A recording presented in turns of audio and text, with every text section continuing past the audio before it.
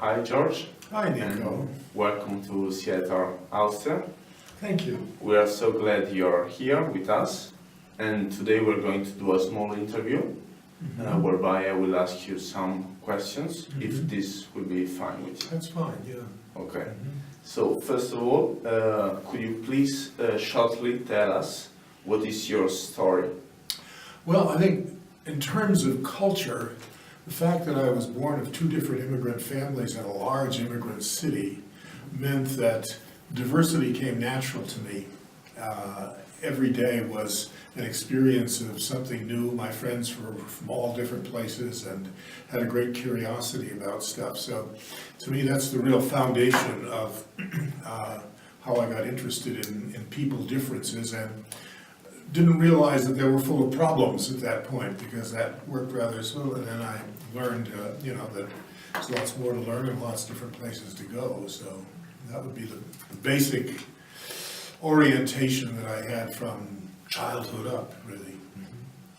Okay, really nice. Yeah. And I would like to ask you, why did you decide to focus on unspoken conversations, and what can you tell us about it? Well, first of all, one of the people who I revere as having educated me is Fernando Flores, who wrote a book called Computers and Cognition with a colleague of his.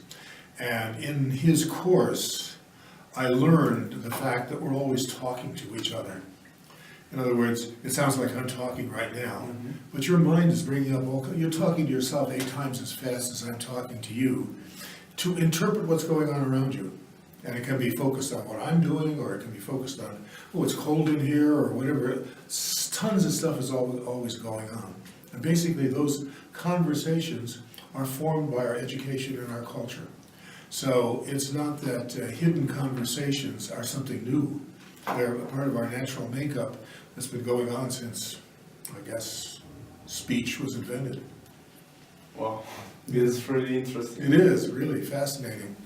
And what kind of advice would you give us regarding exploring dynamics of culture in hidden bias? Okay, first of all, I am a conscientious objector against the term hidden bias. Okay. And I'll tell you why. Because the moment you say bias, it sounds like an accusation. And what we're talking about is a totally natural human function. I like George Lakoff's term for it. It's called framing. So whenever I see something, whenever I hear something, whenever I encounter something, automatically my mind is trying to interpret the reality. It's doing the kind of stuff that the old Greeks used to talk about. Is this real or false? Is it true or is it good or bad? Is it dangerous or safe? Is it ugly or beautiful? We have an automatic function that's producing interpretations all the time. That's that unspoken conversation that's going on inside of us. So it's totally natural and totally normal. What has happened, of course, in our times, more than perhaps in previous times, is that we encounter greater levels of difference. And we also have some traditions, unfortunately, which place superiority and inferiority between people. And so when I see a certain kind of person, if my culture has told me these people are inferior, or these people are the wrong color, or these people speak the wrong language, or whatever, automatically that frame comes up. And what I need to do to become culturally competent, I should say what I need to do to become totally human, is able to manage that process. Most of the time that process is there to help me, to keep me safe, to help me do what I need to do, to respond appropriate to reality. But, in fact, it also can be distorted in that way due to the biases and prejudices that I've inherited ongoingly. So that's the reason I don't like the word bias and prefer the word frame. So I constantly frame things, then I have to check out, is this frame the right thing or not? Is this frame the right approach, or, because I'm in a world where things may be framed differently. I totally agree with you. Oh, that's nice. Thank you. And maybe I have another question, more personal. So I would like to know in which way has working with different cultures change you? Well, I'm not sure it's changed me. It's given me an avenue to really do something I like. The story I didn't tell is that when I was a little kid, my dad would take me fishing every weekend. And on the way home, we'd stop at a different restaurant, the Chinese restaurant, the Jewish deli, the Hungarian restaurant, and so on. And my dad's motto was always, try anything twice. First time might be a fluke or a mistake. So all my life, I have looked for what's new, what's different. I walk into a restaurant here, I look on the menu, I've never had that, I'll take that. That's my attitude toward things. And this comes not only with menus and food, but it comes with relationships with people. And to me, the most important thing that's going on right now is the recognition that we shouldn't be looking as much at problems between us.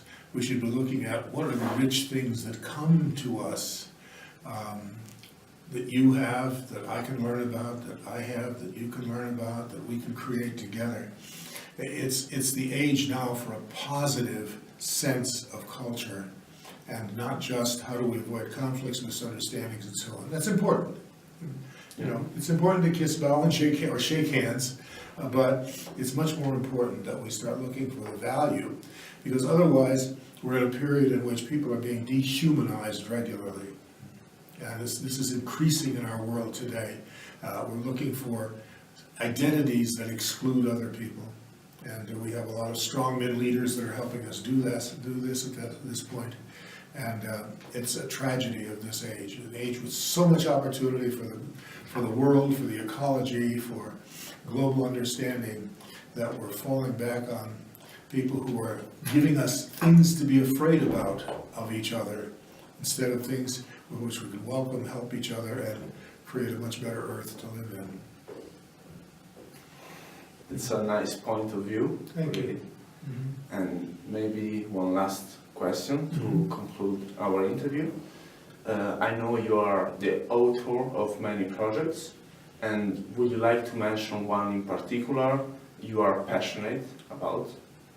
Yeah, actually, as you may or may not know, I've been creating these diversity games for over 25 years now. And more recently, we have started to get into games which deal with helping people to connect with each other and learn about each other. In other words, helping people to do the kind of connecting and appreciation that I was talking about a minute ago. Earlier on, I created games that were basically there so that people could learn about cultures. But now, the really important part of the games is that it brings people together to tell each other their stories, and to not only learn about each other, but to connect in a very human way and get rid of a lot of the us versus them mentality that's so easily found today.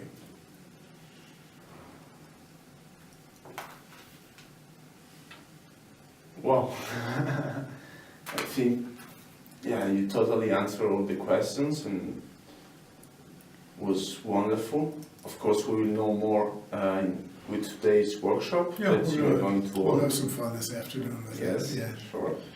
And thank you very much for coming, and we will see each other at the workshop. Thank you very much.